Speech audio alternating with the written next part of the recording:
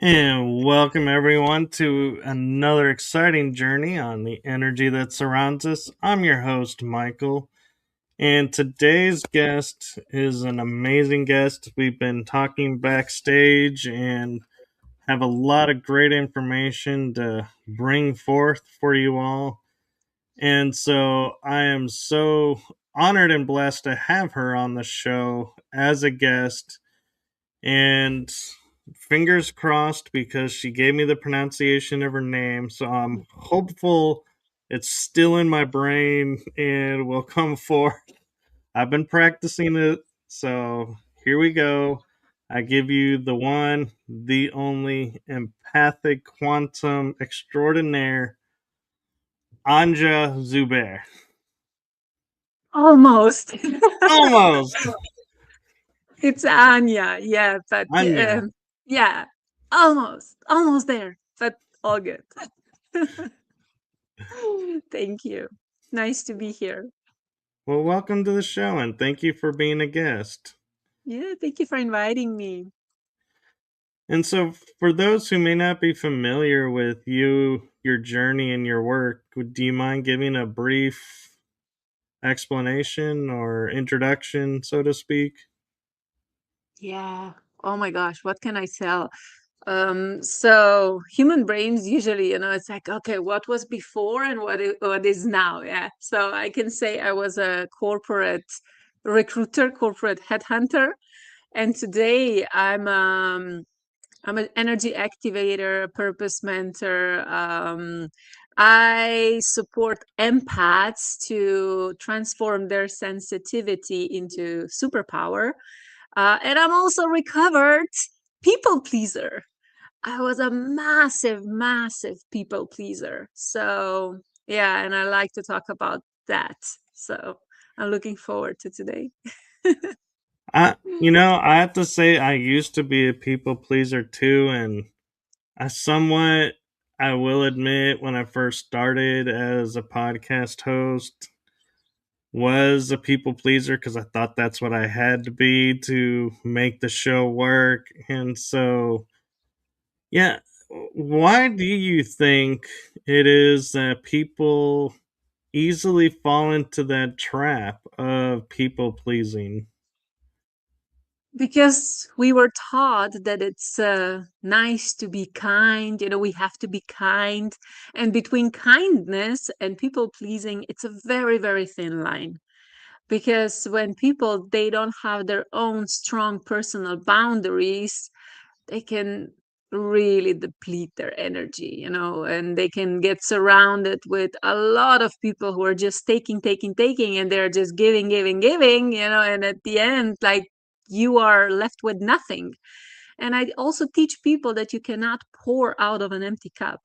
So, kindness, being kind based on your essence, when you know that you are a good person, that you are a kind person, and you are overflowing with everything, and you are being kind and you are helping others, is completely different than when you are struggling, when your cup is empty and you think that you have to help others because you're supposed to, that's completely different energy. So yeah, I used to be I used to be the one that was doing everything for everyone, just to be liked, just to be accepted, just to belong somewhere.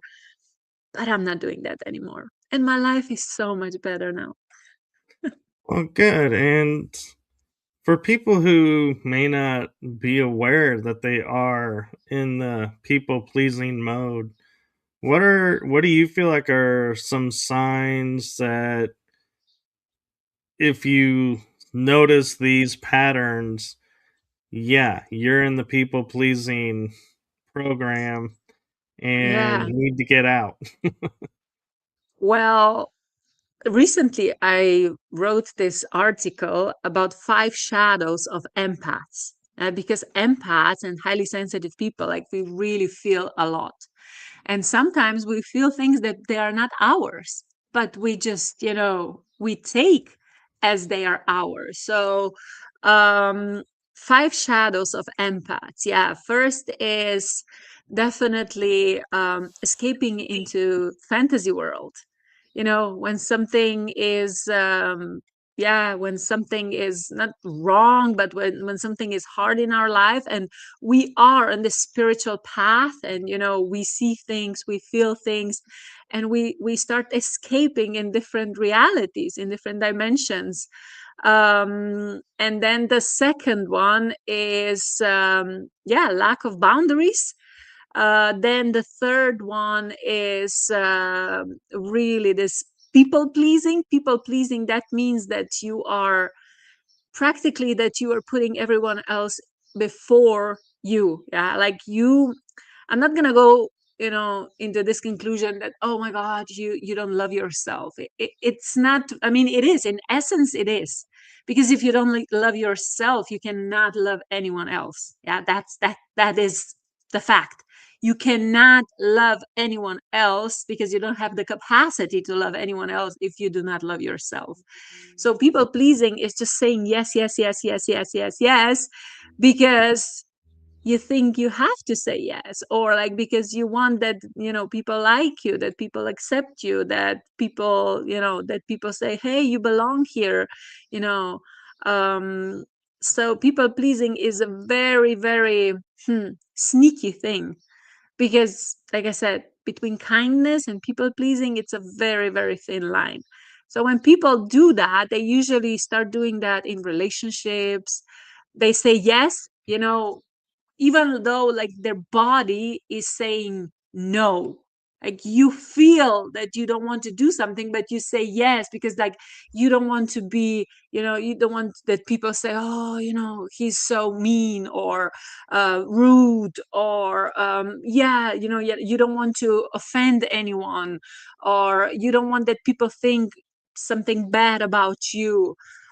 So that's why you're saying yes. And on the other hand, in working environments, you are saying yes, yes, yes. You are, accepting projects, or you are just, staying quiet when people are putting down, or like when, they are talking shit or whatever. So all this is people pleasing, and all this is destroying our soul.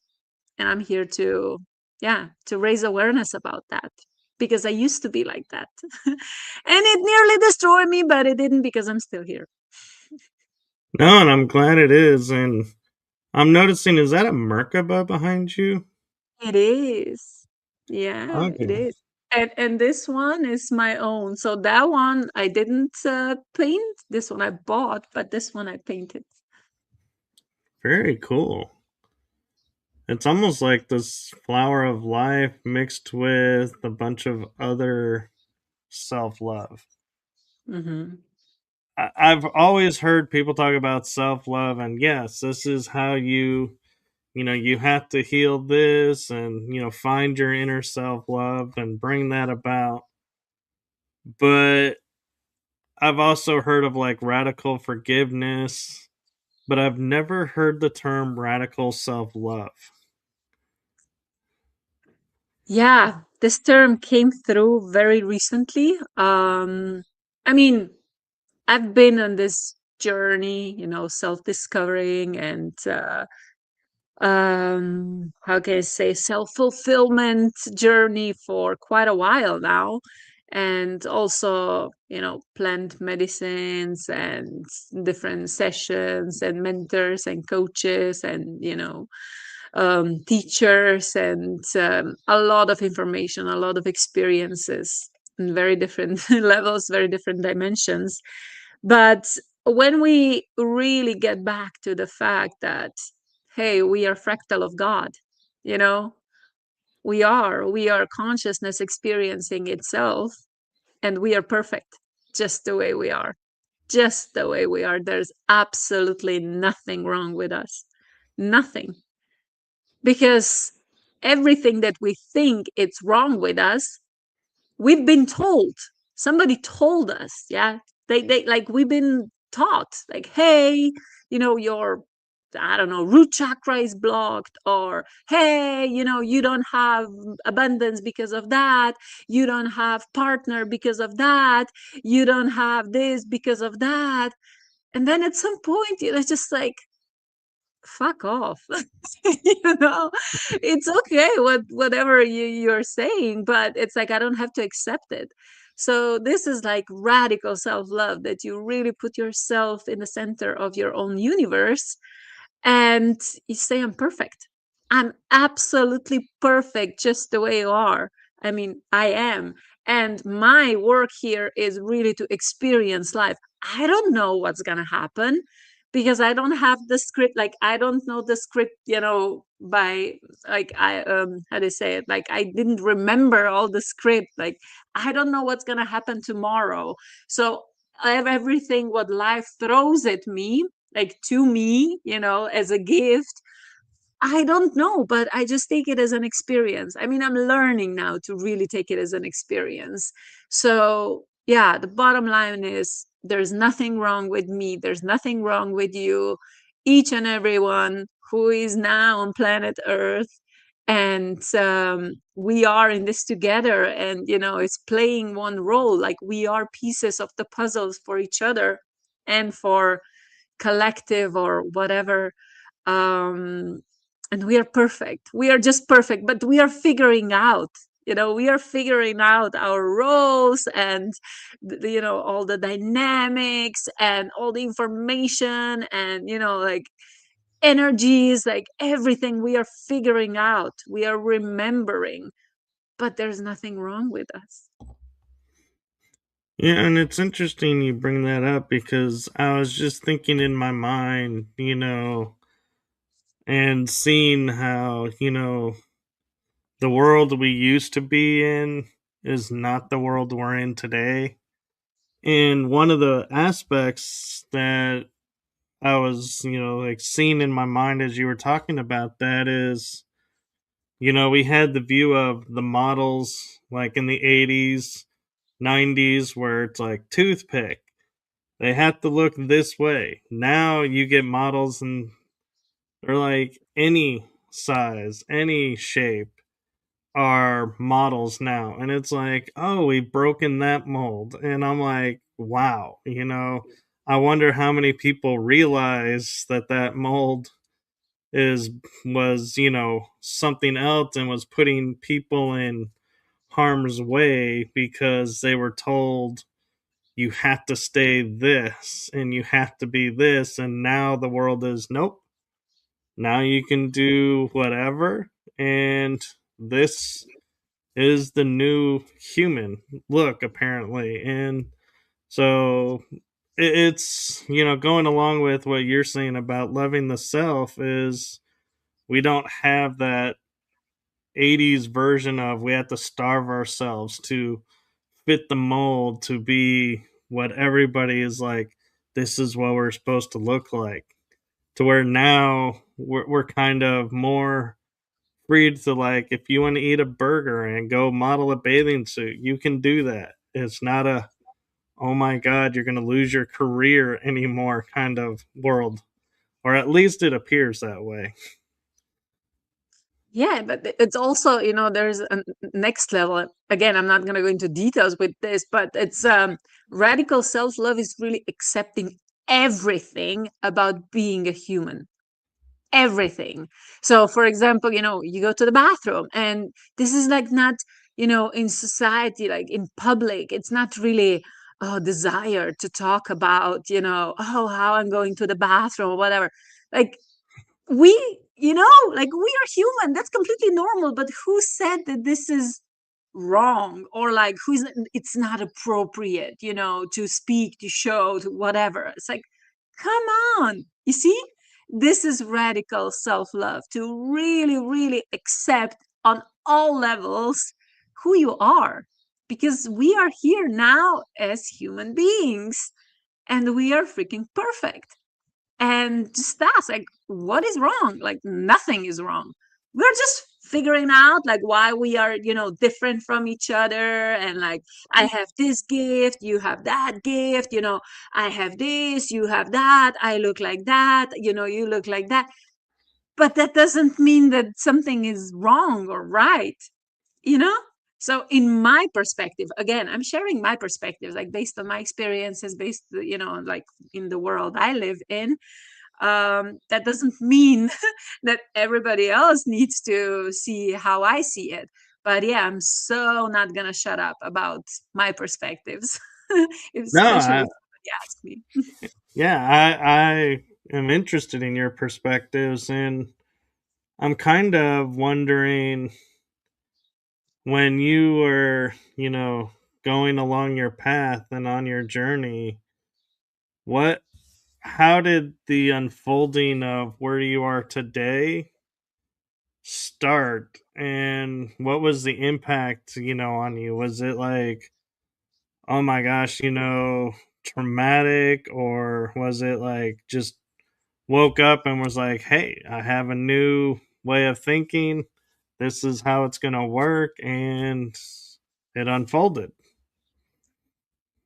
Uh, wow. Okay. I mean, hmm, as long as I remember, like when I was, a little girl, I was always interested in space. Always, always, always. So, that was kind of one sign that, like, oh, I was like dreaming, oh my God, like a spaceship will come and they will pick me up and they will take me back home, because there were like this series, like TV shows. Do you remember Alf? I don't know if you had Yes. it. Yeah. Okay. So Yeah. like the gray, I mean the brown creature that lived with that family. So yeah, we were we were watching that, and He that was always kind of wanted to eat the cat. exactly, yeah. The one wanted to eat a cat. So, but okay, that was like when I was really really young. But when it started, it was like I think it was 2005. And that was really interesting experience. Now when I look back, there were probably different signs even before that. But in 2005, I kind of ended up in the summer job in England when I was selling books door to door. And it was kind of a weird story how I ended up there. But anyway, it's like I ended up there, like, first of all, like we had this training camp, like a boot camp, uh 1 week before they sent us out, before we actually went knocking on doors. So it was like a week of training. And they picked us up every morning. They took us to this warehouse and they were like brainwashing us. It's like what you have to say, like when they open the door, how like you have to lean in, you have to put your foot like in between doors so they don't close it, like all this psychology, like NLP blah blah blah crap. And like, oh my gosh, like so much brainwashing. And after a week, nothing really stand with me. Like I was like, okay, I have no idea what we were just doing, because like it wasn't really natural for me. So I wasn't really, I wasn't really absorbing it. A lot of people around me, they were like robots. Yeah, they were like, yeah, let's go, let's go knocking on doors, let's sell some books. So I went out. I was like, fuck it, I'm just gonna do it. Yeah, and I went out. I went, knocking on doors, and I was really surprised what happened next, because I mean I didn't understand it back then, but like when they opened the door, I could feel everything what they were feeling. So I felt their, sometimes their anger, despise, like they were like, who the fuck are you? Blah, blah, blah. Some they were nice, but annoyed, because like I was in a very specific area, where we were like in this very, very little English town. Um, so yeah, it wasn't really fun to do that. And after a week or so, or 2 weeks, like my body collapsed because it was just too much. I didn't even understand what was happening. Today, I know that I'm a powerful empath and I can feel everything, and I felt everything back then. And so yeah, that was pretty crazy experience. So my body collapsed, and I kind of like after a week later or something like that, I stopped. I started doing something else. But one time I was on MySpace, so on my laptop, and I was editing MySpace. And editing my profile name. And the question was, okay, what should be my profile name? What should be my profile? What should be my username? And this very, very distinct voice, I heard it, in my head. Anya, you are free spirit. You are free spirit. I was like, what does that even mean? I have no idea. But I started using it. And you see, yeah, I'm still using it. But yeah, that kind of opened up a lot of stuff, because like I wasn't really aware what was actually happening, but I was like, I became more and more rebellious. Like I really didn't fit in, in all the frames, like society frames, or later also, in education and stuff like that. And then 2017, I mean, even before, a lot of stuff happened, but 2017 I had my first past life regression. And after that, yeah, that was like one message that was really connected to people pleasing, so because I always lived by this rule: I am happy when I see other people happy around me. So I'm happy when I can make other people happy. Yeah, that makes me really, really extremely happy when when I'm the reason, that other people are happy. And the message that I got from my guides and like on the other side was, yeah, that's not gonna work. This is not sustainable. This is, you have to change that. And I had no idea, again, what does that mean. But soon I realized, because like my life started collapsing, my life started crumbling, my health, my friends, my work, my everything, my relationship, everything fell apart. So I was, I don't know, I wasn't really using the word healing. I started kind of using word healing when I started with sacred medicines, when I started with plant medicines. That was like in 2023, I think, something like that. um but yeah, it was it was a lot, because there was a lot of awareness, but you know that with awareness you have to also integrate and embody. So I had no idea what I was doing. I had no idea why things were happening, what they were happening. I found myself in very, very different and like difficult situations, and also all the pain, all the patterns from my childhood came up to the surface. I didn't know how to deal with that. Um, I knew that, I had like very distant relationship with my mom, but I thought like, this is how it is. Like you cannot really change that. But today I know that you can, because when you change your own inner world, when you change your own energy, the world around you starts changing. And this is what is happening now. And I have the best relationship that I ever had with my mom now today, and I'm so grateful for that. And with my ex-partner as well, I'm a mom, I have 11-year-old son. So yeah, relationship and like my personal relationships and career, like these were like two main areas where my people pleasing, was, yeah, the strongest. And when you see that, you have to face it. Yeah, and I faced it, and I faced the shadows, and now I can talk about it. No, and I'm grateful for that. And you mentioned in, was it 2023, finding plant medicines. What guided you to plant medicine? Was it you couldn't do mainstream medicine, or was it something else that you were like, the plants have what I need. Let's go to the plants. I was always against it. Always. I never, because I never took anything. I mean, okay, when, we were studying, yeah, of course, we smoked weed and, stuff like that. But otherwise, never, never, never anything like drugs or anything. So, in 2022, I finished my Heart Math Institute certification. So I became a certified trainer for a Heart Math Institute for activating the heart of teams.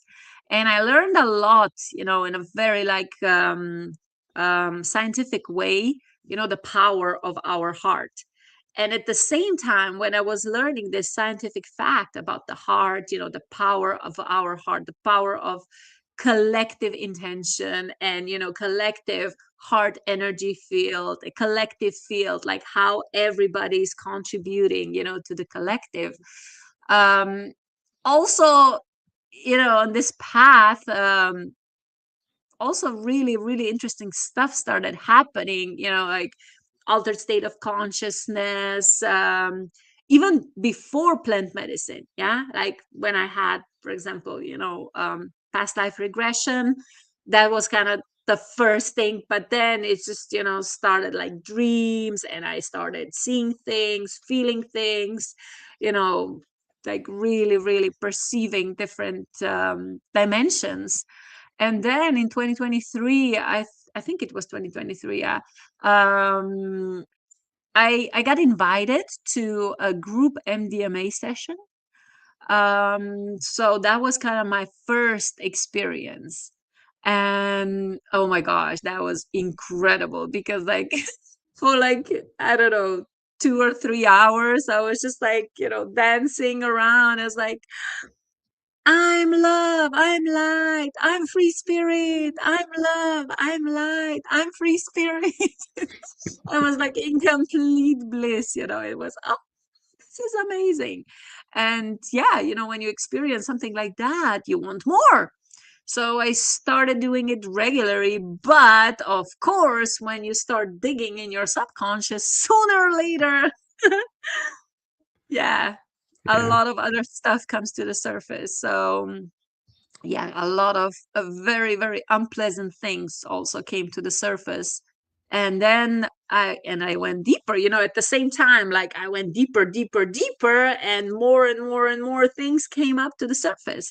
And it was MDMA, and then psilocybin, and then it was one time ayahuasca, and then one time San Pedro, and in the end it was bufo. Yeah, bufo. So it was pretty intense, but I don't regret anything.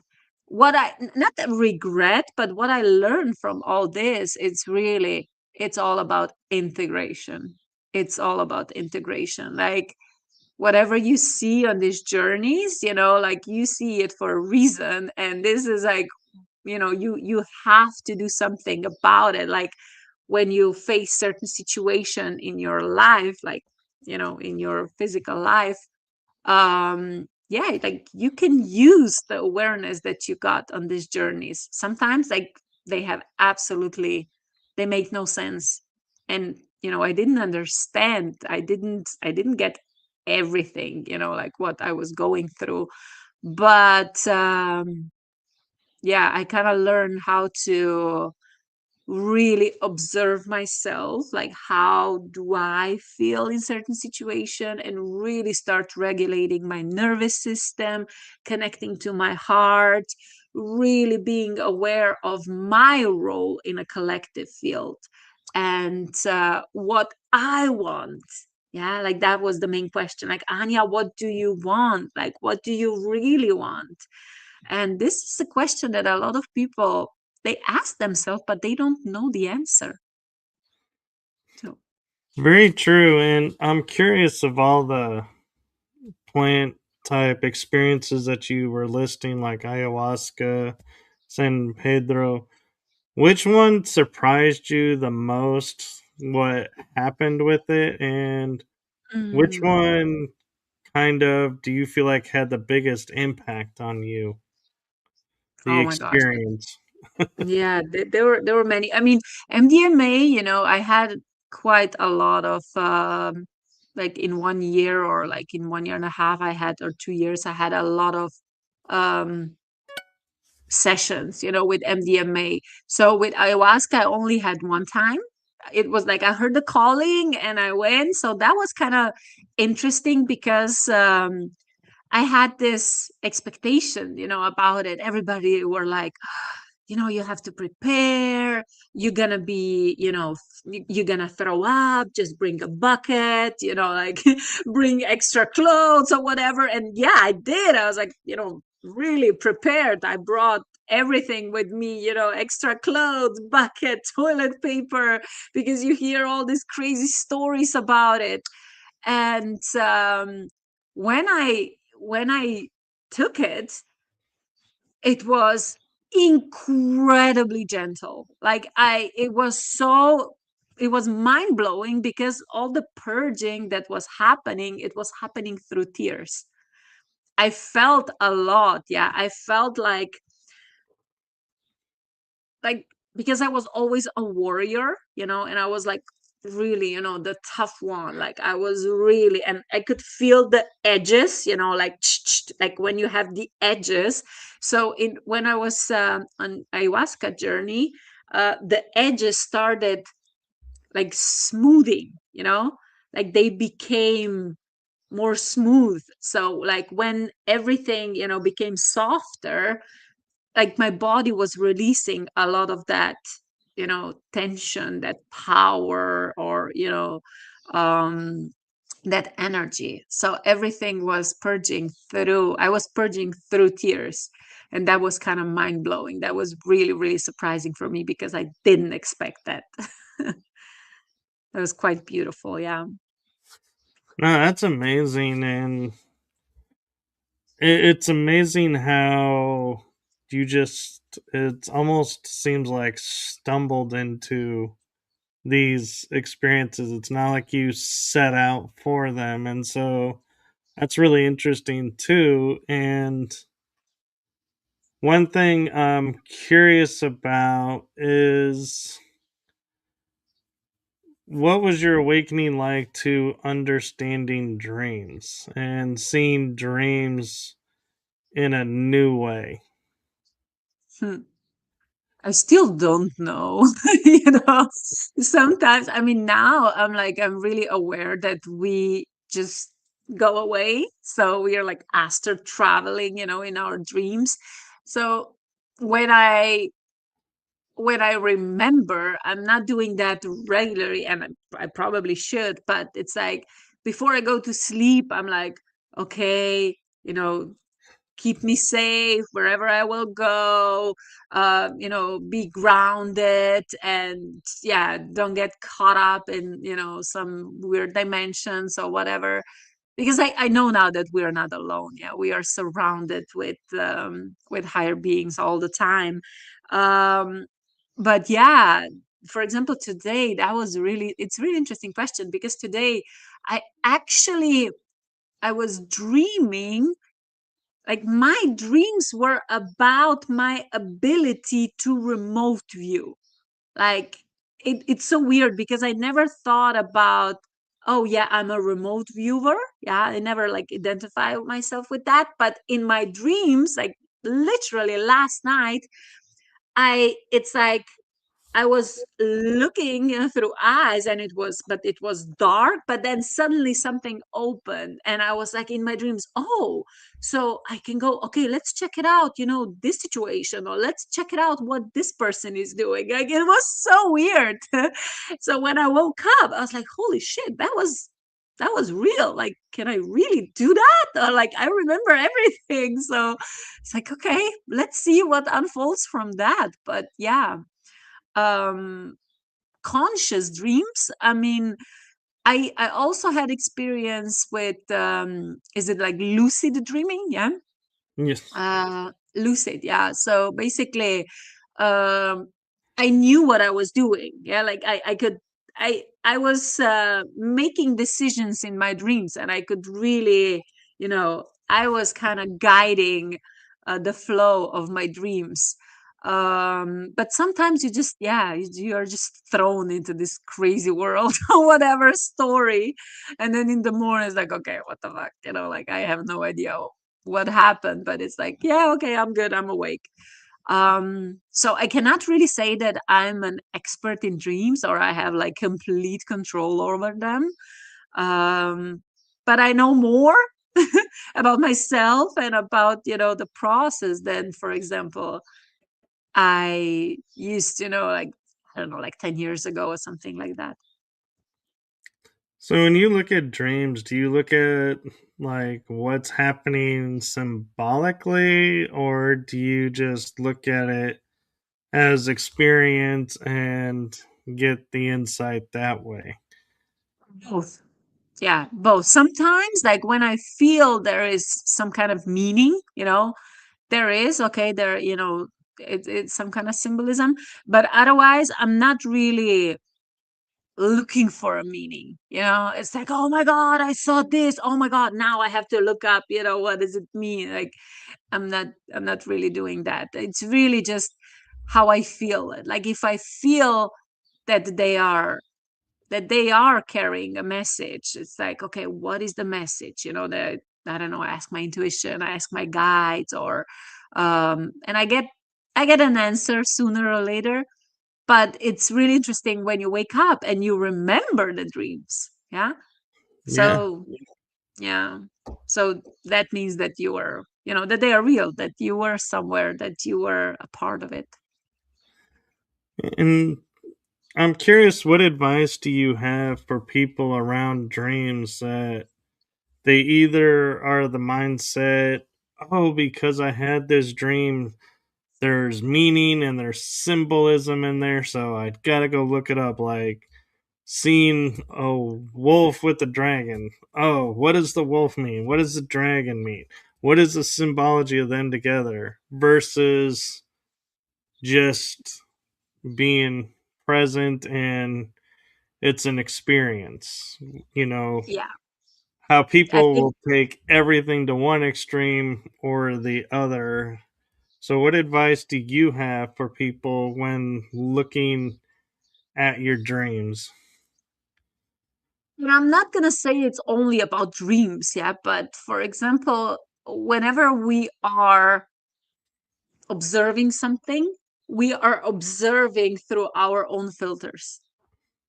And I usually let's see this example: a bee, yeah, the animal, the bee, yeah, flying from flower to flower.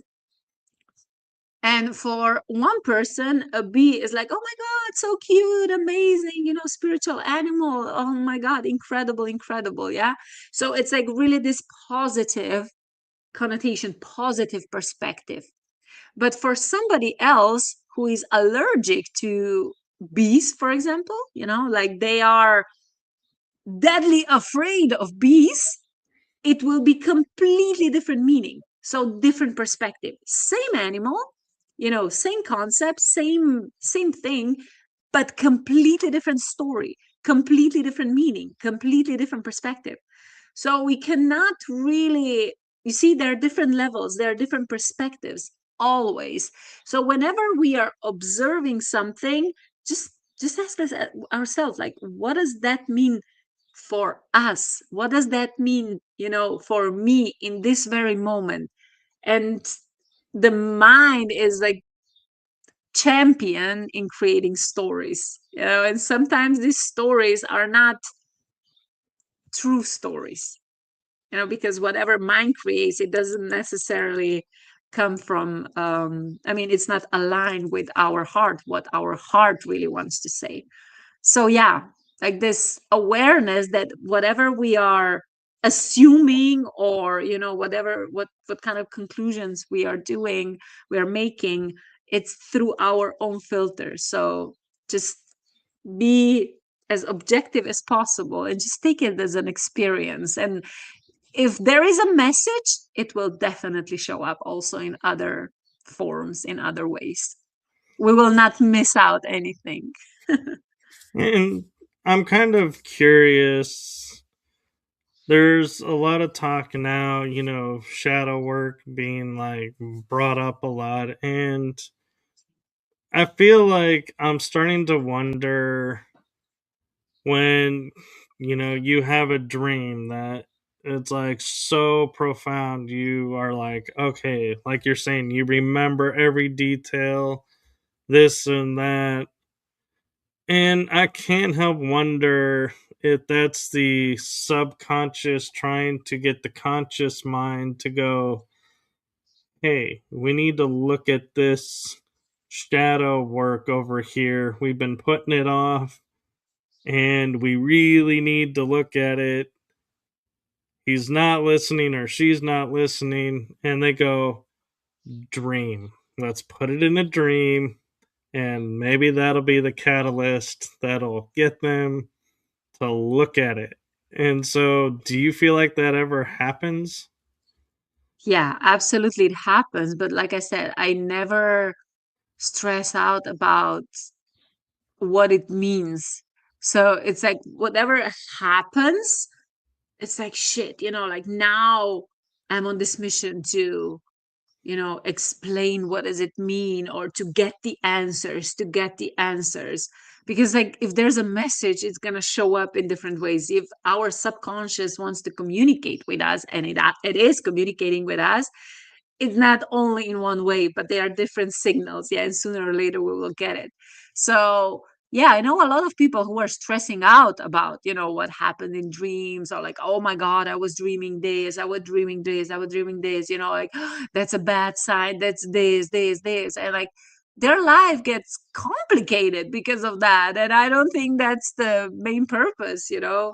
We should really make our life easier, not more complicated and just like stressing out about things that don't really matter. So yeah, Right. it is subconscious, but like it's on us how much significance, like, we want to give it. So Right. And you mentioned mediumship. And so I'm kind of curious when and how that ability unfolded for you. mediumship. It was in the list of topics that you gave me. It said um quantum career, mediumship, dreams, astral, paranormal. okay, yeah. Well, I'm not. Ah, interesting. So I don't see myself as a medium, like, that I can talk to, like directly communicate with other people. I mean, I started channeling light language. So I am kind of bringing something through me, but I'm surrounded with people, yeah, like who are mediums, and I am interested in that. And I think like we are, in essence, we all have disabilities, but it really depends also on our path when they start developing, when they start, showing up. Like with some people, they are more obvious. With some people, they are less obvious. But I think that we are all mediums. No, I agree. And it's interesting too that you use the term quantum career because we're in an age where we have quantum healing or quantum mechanics or quantum physics. And so it's interesting to think of it as, yeah, making a career at the quantum and quantum entanglement, even. And so when you're looking at like quantum career and kind of guiding people along that, are you looking at the quantum entanglements and every aspect, or are you simply saying, well, what are you interested in? Oh, this, let's look at it this way and try and open them to other experiences within it and to a full picture of it? So I mentioned that my experience, like I was corporate headhunter. So I was in this recruitment business, and I had a lot of conversation with people who were either trying to up level their career, or looking for a job, or companies who were looking for candidates. And when I was going through my own spiritual awakening, and when, my abilities were enhancing, then I completely shifted everything what I was seeing. And of course, like, one of the things that I really, really realized is that our career is the biggest mirror of our spiritual, journey, or like spiritual path, because nothing triggers a human being more than, visibility. Like, and then if people are not accepted, and then lack of abundance, and lack of recognition, or, all that emotions that people are facing in working environments, because they are not recognized. I'm not enough. I'm not good enough. I'm not enough. I deserve more, blah blah blah. So all that, like, the package of all these emotions, are like all inclusive, in terms of career. So yeah, I see that career is the biggest mirror. So when people are stuck in jobs that they don't want to be, or they're like, oh my god, I don't know, I think I deserve more, like, I'm not being, valued enough, appreciated enough, um then it really is time to go within. And this is where I guide people. And I'm not saying that this is the answer for everybody, because I cannot bring people to levels where they are not ready to go. Yeah. But it's like a lot of, especially on LinkedIn, like, oh my God, I'm looking for a job. I'm sending all this CVs, I don't know, 200, and all rejection, da da da. Yeah, okay, this is happening. But at the same time, if this is happening, I would really recommend you to maybe open space, and like open your mind and just see what is happening on your, personal level, like what is happening on your energetic level.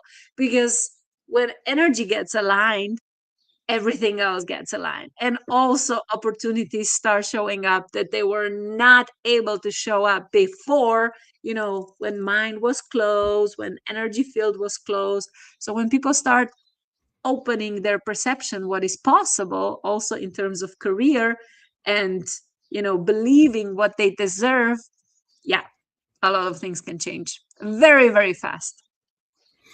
No, that's a brilliant way of looking at it, because I grew up with everybody always saying, oh, when the time is right, and you trust in the universe, it will unfold and you'll see, and you'll receive everything then. And so it's like, you're like, okay, well, what does that look? How long do I have to wait for that?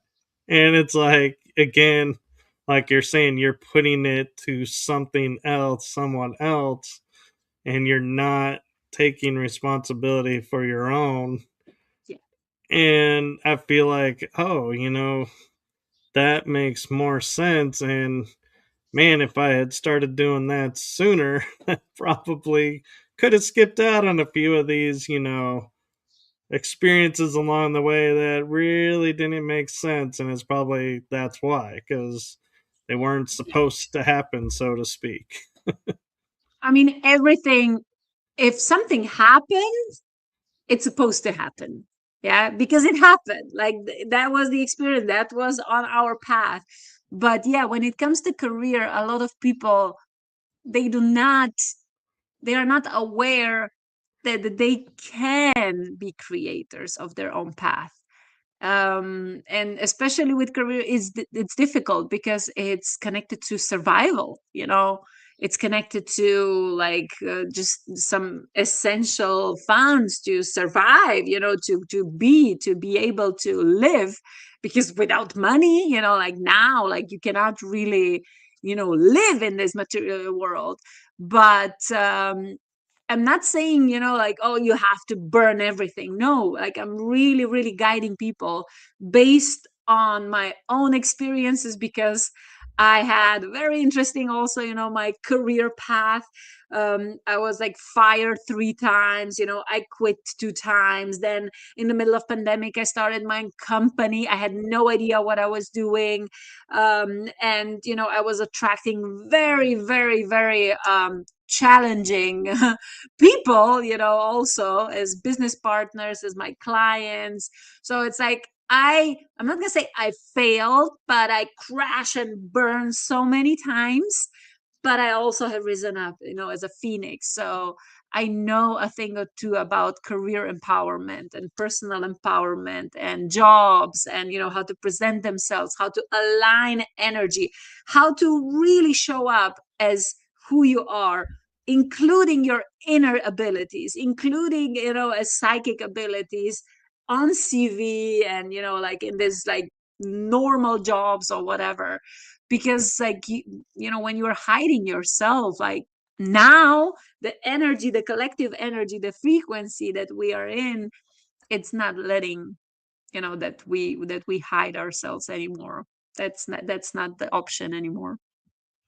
Right, and this leads me into we kind of been talking around and somewhat about, but you talk about one of the topics was how to live as a human on Earth with high self awareness and deal with everyday challenges. And I think that's something that a lot of people struggle with because we look at the world and we're looking through the eyes of, okay, I just finished this challenge.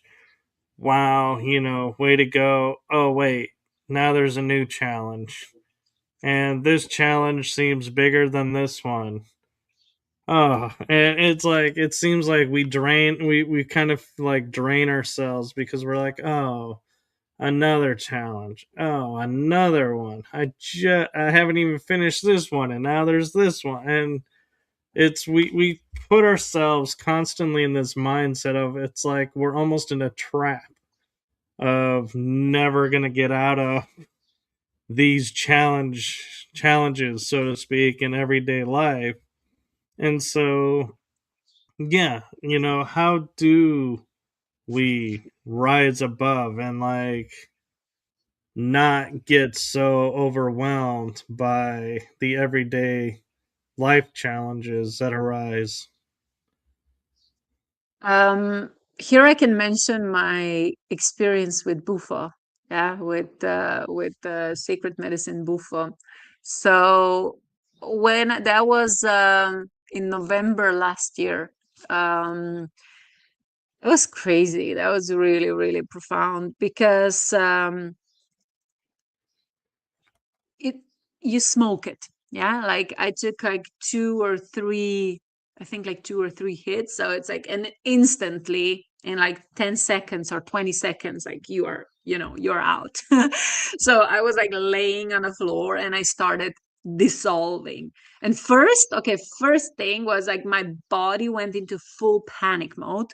And even though like I had a lot of experiences before, like I wasn't ready for this one. I really wasn't ready for this one because like you literally start dissolving first, like your identity, your body, like nothing, like you are nothing. And first I became one with the floor, then I became one with the room, then I became one with the town, the country, then in the end I became one with the universe. And you have this awareness that you are everything, but you are also nothing. Like there is no Anya, there is no me, there is no nothing, my body, nothing.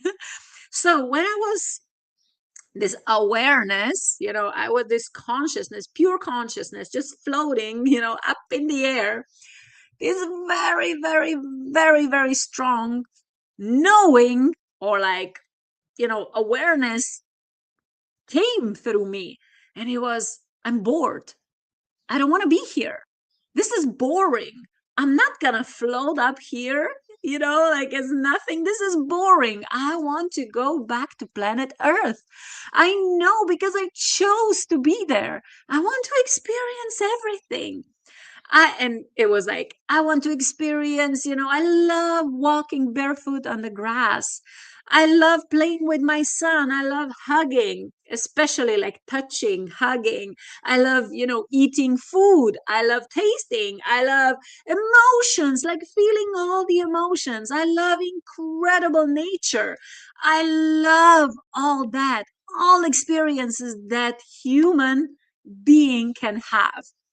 And when I came back after like 20 minutes or so, like in my body, I brought back this enormous love for being a human, for life here, because I remember that I chose this.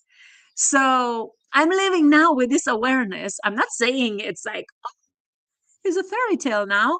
But when you have this awareness and shit still happens, it's like, oh my God. And like, with all the spiritual things, and yeah, there are guides. Yeah, there are aliens. Yeah, there's manifestation. Yes, you are creator. And yet, still, we have everyday challenges. So this is like really, really powerful, especially for empaths. Yeah, because we really, really feel a lot. We really perceive everything what is going on. And being in this position, like in this higher higher states of consciousness, or whatever, how you call it, in his material world, very dense energy, where it seems that you have absolutely no control over what is happening, because you see, that it can be better, it can be different, it can be lighter, but it's not. And it's like, why it's not? What can I do? Blah blah blah. So now I just take it as an experience. And for example, one of my friends, Stephen Young, oh my God, he's amazing. That Dr. Stephen Young. So he's an expert also in this hermetic principles of universe and stuff like that. But one of the things that he's saying is that we really, what should we start doing? Seeing everything as just is, not justice, right, wrong, good, bad, not looking for justice in everything, but just is, because everything just is. Yeah, so we don't attach any meaning to it. And sometimes I'm like, I wake up in the morning and I say, okay, now today for 24 hours I'm gonna see my life and everything what will happen. I'm gonna just take it as just this. It's just there. It's just experience. I chose everything. I chose experience. So it's just experience. And I'm, trying to not attach any emotions to it. But it's not easy. It's definitely not easy. But yeah, like I'm playing with it. And I'm also, helping people to play on this playground. One of the things that I think I was kind of hearing and ties into what we were talking about off air before we got started today was you also see the human being as an individual unit, even though it's connected to everything, but its own unique essence, its own unique footprint, so to speak.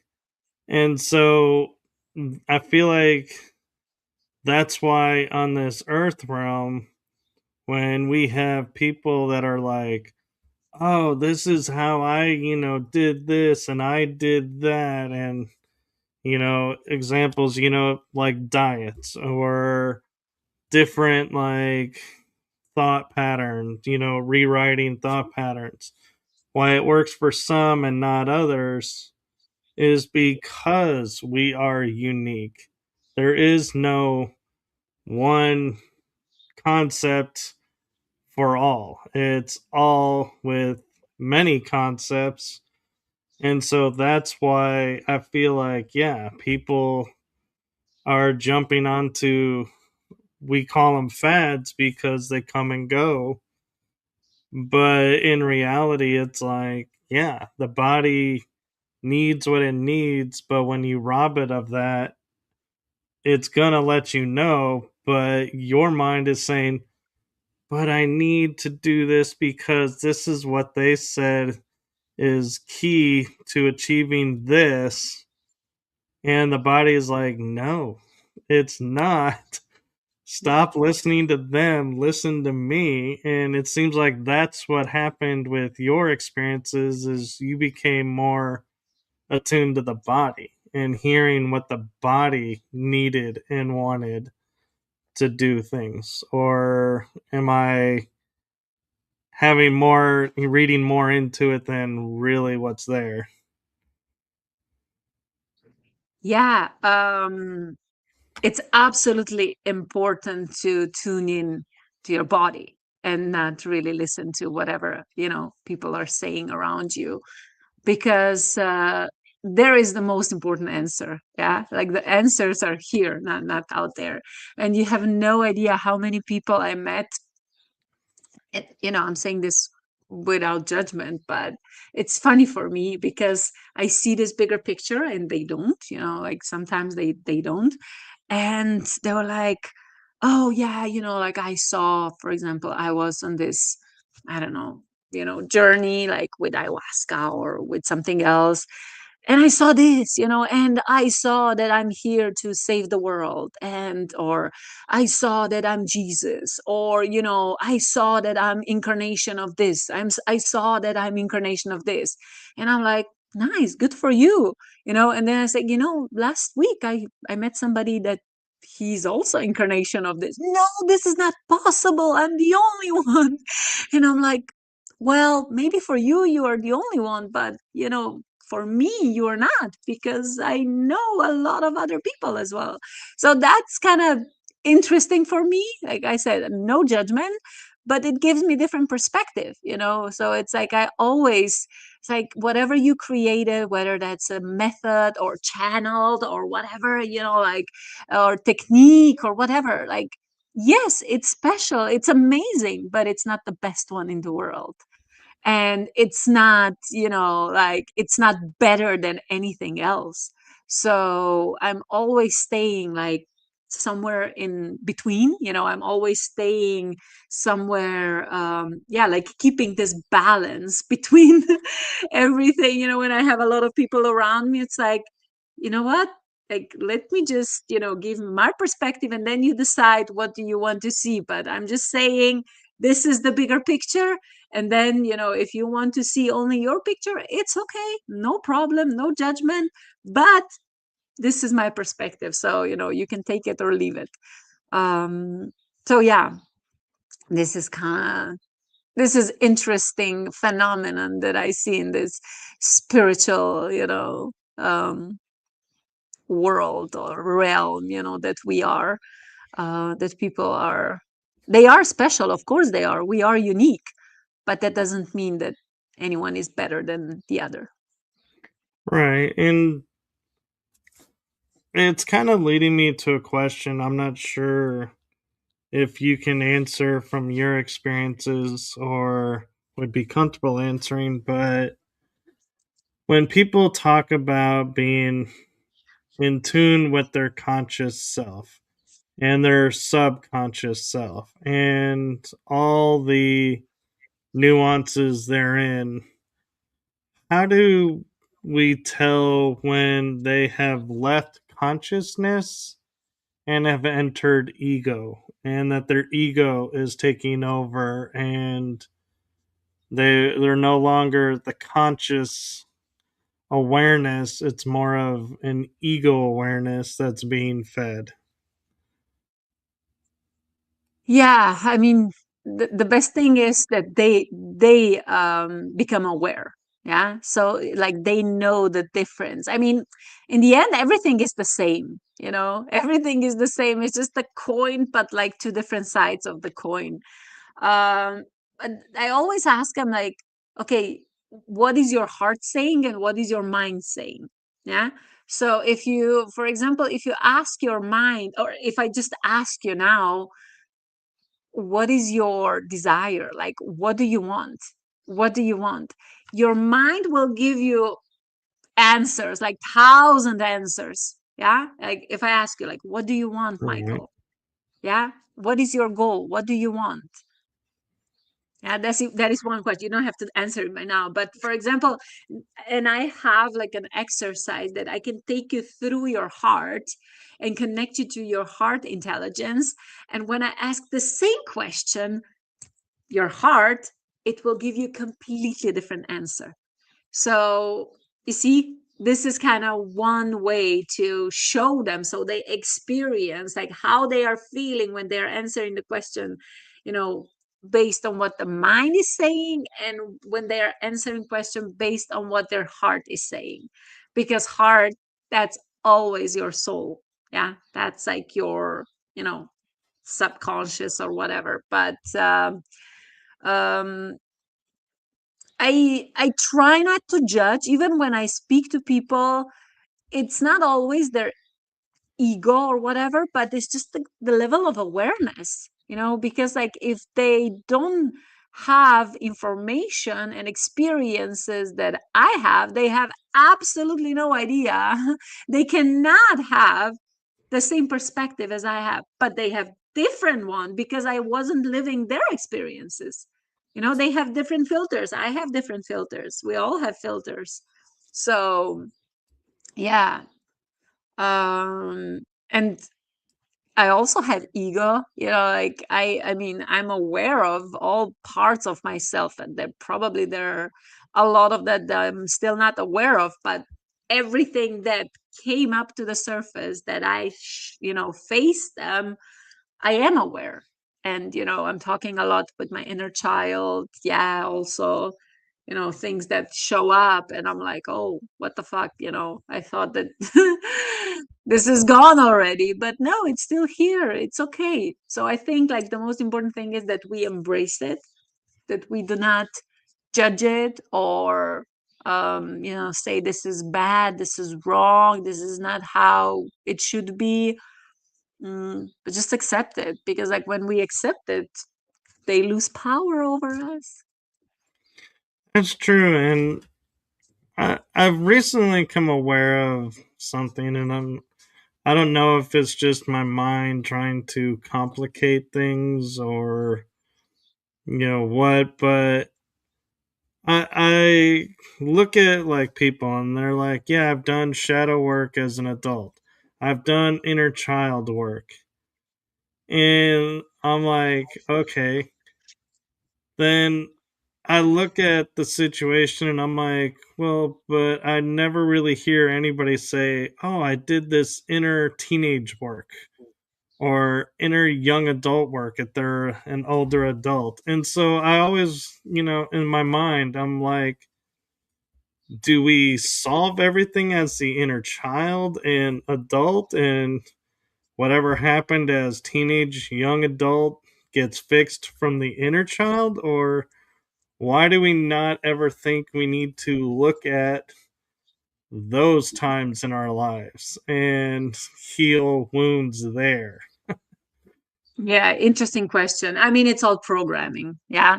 All the terms that we are using is just another bullshit, you know? It's just like the terms that we are using. So again, I don't care, like, you know, if I name inner child or shadow work or whatever, you know, somebody said something one time or a few times, and now it's just like this law, you know, it's just like something that people should use. But I don't see it like that. It's really like there are no one size fits all. And the healing, like what is healing anyway, you know? It's just in the end, it's just like integrating all parts of ourselves. That is it, like accepting parts of ourselves. Because, you know, Michael, like what was really, at first it was really disturbing for me, you know, to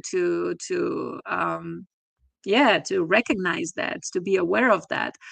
But I see myself as a good person, you know, everybody, oh my God, Anya, I love your energy, da da da, whatever. But the thing is, like, I know, I am aware that in my parallel lives, I was a different person, you know, I was not, or I am not, you know, all light and love. And each and every one of us, because we are living in duality and we had experiences that, we were doing really, now we can label it, bad things. So all these parts of ourselves are waiting for us to be accepted, for us to embrace them. And it doesn't matter how we call them, it's really like, I mean, I can say, oh my gosh, I was in Egypt, I was a murderer, or I was, I don't know, that, or that. It doesn't matter. It's just the awareness and the readiness that we accept these parts. Right. And so I'm kind of curious in spiritual metaphysical realm topic, where do you feel with the ego? Are you with your experiences and everything, do you feel like, oh, it's a part of me and it's going to grow and adapt as I move up through, what we call the ascension process with me? Or do you feel like you're going to be leaving it behind? Or do you feel, what do you feel like the ego, what's going to happen with it? Mm, of course, it's a part of me. So whenever we use the term ego death or whatever, like I mean, in that way, I had like, in 3 years, I had like hundreds and hundreds of ego deaths, like not only one, a lot of them, because I became a different person after every experience, and then a part of me had to be released, I had to let go. Um, so ego, however we call it, yeah, it's a part of me and I embrace it and I know it's there and I don't care, I really don't care if it shows up sometimes. But the most important thing is it doesn't have control over me, because I know who I am in my essence. And of course it shows up, of course I'm like, I also like react. It doesn't, I don't know, like we can go into details in what way ego shows up, but I'm a human being. Yeah, I'm a human being, I'm a mom, like yeah, of course I find myself in situations. It's not only like light and love and blah blah blah, but ego is trying to protect us all the time. And sometimes we find ourselves in situations that we haven't found ourselves yet. So of course, everything what is unknown, it's like it's protecting us. And yeah, I just take it as a part of me. I don't see ego as something bad. I don't really think about ego, if I tell you the truth. Like, I don't care.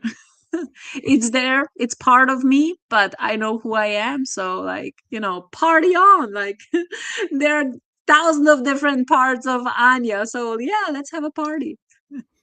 No, that's brilliant. And I'm a little curious, talking about doing this work and, everything and with how it's unfolded.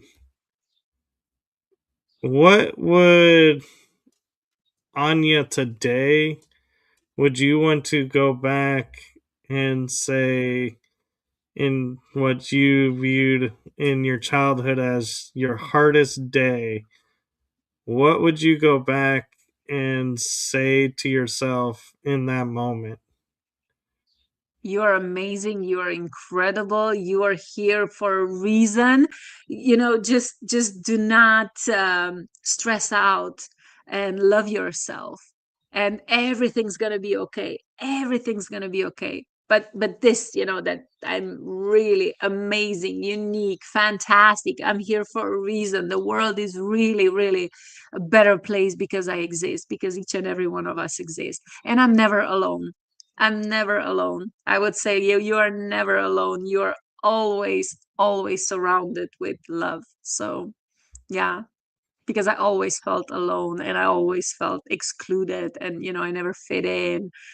But this is our superpower, and especially, when it comes to sensitivity. So it's like, um, I was always, too sensitive. I was always too much. But it's like, no, you're not too much. You're exactly the way you have to be, like, to be perfect. So the world needs me this way.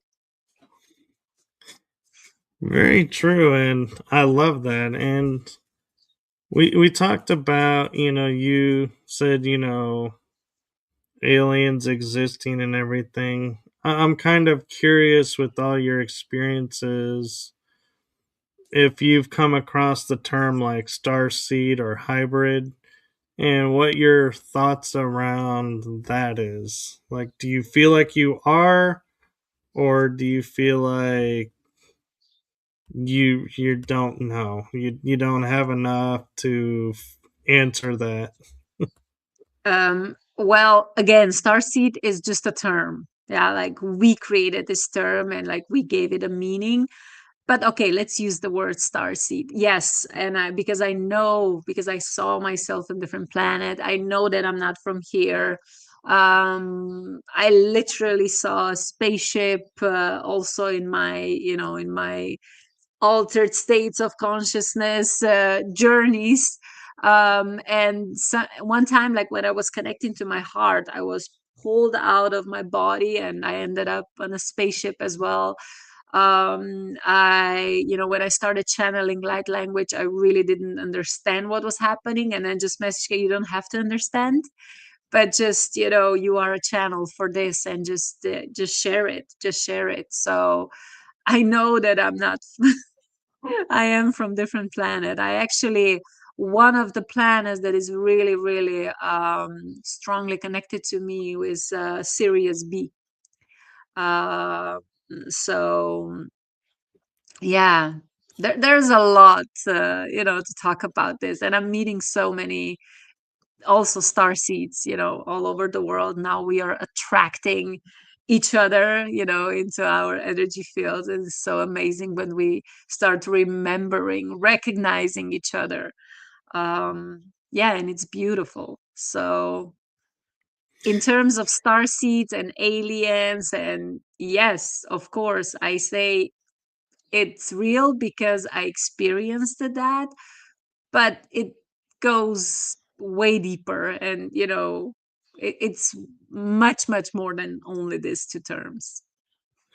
Right, I agree. And I was going to ask you about astral traveling, and you mentioned being on other worlds, and so obviously you've gone off world, so to speak, as we would say.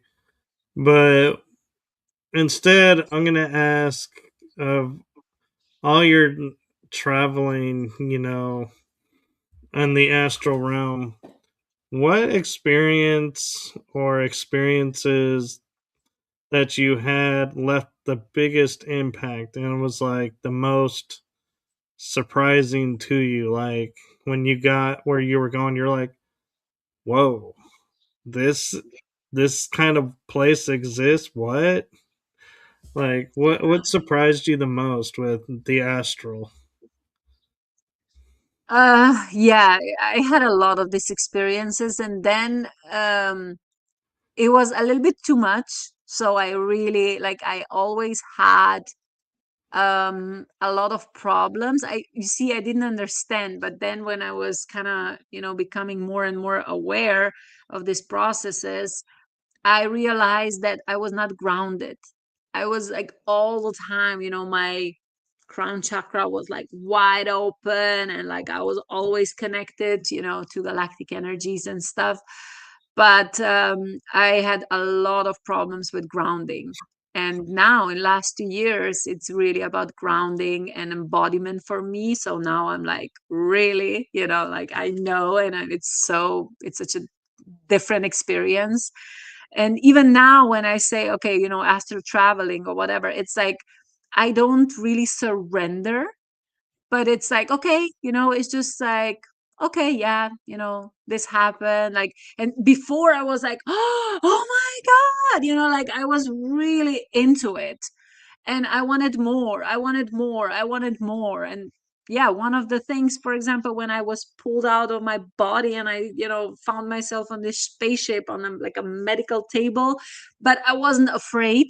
Like I didn't see the beings. I know that there were beings like next to me. I didn't see them.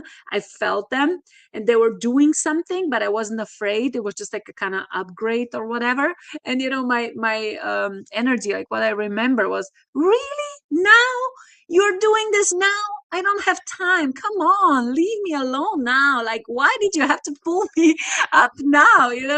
So it's like this always when I find myself unexpectedly in some other realm without plant medicines or whatever, just so randomly in meditation or whatever. It's usually like that. Come on, like a lot of humor, a lot of sarcasm. Like this is kind of my energy. And uh I don't know, what can I maybe, yeah, one time I really found myself on this planet with a lot of water. And I saw some crazy beings walking around. Like I said, I was never afraid. It was never like that. It's just like I found myself there, just like, okay, yeah, we want to show you, this exists. Okay, cool. That's it. Let's go to the next one. No, But yeah, that's really cool. That's really cool. And we have about 7 minutes left. And I cool. know you have another appointment. So, in respect to that timing, what do you have coming up that you would like to promote, or do you have any books that you'd like to promote? So thank you for asking. Yeah, first of all, oh my God, I would really like to share information about my school community, Beautiful Badass Souls. So everything what I shared today, like we are also sharing there, but it's not like that I'm teaching anything, because I see every individual is, powerful being, special creator, and we are teaching each other. Yeah, I don't position myself as like, oh my God, now I know more than you. Yeah, but it's like I know what I'm doing. Like I'm really, really good at creating spaces where people get connected, like on a deeper level, and also that to co-create something, because I really like to create spaces for co-creation and for people to start showing up, because a lot of people, they're like, okay, I have nothing to show, I'm not special, I don't even know, I know that I would like to share something with the world, but I don't know what. Or it's like, this is the place. Yeah, you can show up. I have a podcast there which is called Spark of Inspiration, and you can get first time, like if you have never shown up yourself, like you can do it there. And then I share it also on my YouTube, and my LinkedIn. And so yeah, there are a lot of opportunities for really enhancing visibility. Amazing people are there, visionaries, really, really, really powerful individuals who are already creating things, who really support my mission as well. So Beautiful Badass Souls, yeah, this is for empaths. Like I said, it's like where people can really come together and they feel like cosmic superstars, because I love to create stages for people to shine. This is one thing. And what I would also mention is high five free spirit soul activations. So after my San Pedro journey, so that was last year, somewhere in March or April, my throat chakra got activated and I started channeling these amazing activations, like really empowering, a lot of fire. And it also consists of, I call it fuck frequency. So FUCK, it's free, unapologetic, creative knowing. And it's like 7 minutes long activation. And they also, every activation also have 5 guidelines, very practical, very grounded guidelines that you can use every single day, at every moment. And these are not meditations. They are not meditations. So like people, they shouldn't listen to them before they go to sleep, but they activate like whenever they are going through something, because this is also the reflection of my path. And when I started recording them, it was like I ended up in 48. So I created this library of 48 activation on different topics: visibility, also people pleasing, also I don't know, like relationship with mom, parents, whatever, then lack, abundance, like all that, all that stuff. It's actually 48 activations, really, really powerful, that I'm also using myself. I'm getting high on my own supply, and a lot of people who are using it, they are really, really, reporting that it's amazing, it's changing, that like something activated in them, whether that's extra abilities or ideas or just courage in general. So yeah, you can also check it out. It's I think I sent you the link, and it's one is for free. So number 33, it's I think like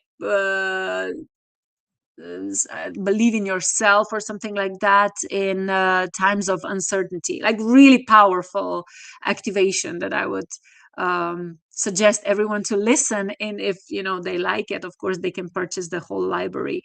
And then I also have two free like mini audio master classes. So living out loud, permission to be too much, and rejection resilience. This is like what I also created in that period of time, and it's amazing. Yeah, it's kind of an intro in my energy. So whoever listened to this and they feel my energy, it's like, oh my god, I want more. I want to work with Anja. Yeah, that's kind of the first step where I invite them to. So No, that's very cool. And I just went and grabbed your website so I can yeah, scroll it along the bottom of perfect. the Thank you. screen. It's in the bio, but this way you can see it too. And I have to say, in transparency, when I came across you on LinkedIn and I saw the badass all like bright and front and center, I was like, I need to know about this. This is just drawing me in. This just sounds so cool. And so yeah, so I love the beautiful badass souls the title because it's like it's so perfect. It's so It is. beautiful, and I want to say thank you for your time and thank you so much for being a guest on this show. And I Thank you want to for leave. having me. I hope that you also got something out of it, because it was, I really enjoyed it. Thank you. Oh, I did, and what I want to leave you with is a message of from my heart and the heart of my shows to you. Thank you for what you're doing for humanity. Thank you for being your authentic, true self.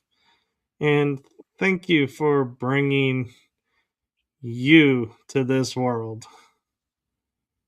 Thank you. Beautiful, badass soul, Michael. Amazing, amazing. Yeah. Keep on shining. Thank you. Yes, you too. And do follow along with Anya and follow along with me because you never know when she'll be popping back on. And hopefully, we'll have her on as a guest again and continue this conversation. And until then, we are going to say good afternoon to everyone. Have a wonderful day, and we'll see you on the next episode. Bye bye, everyone. Thank you. Bye.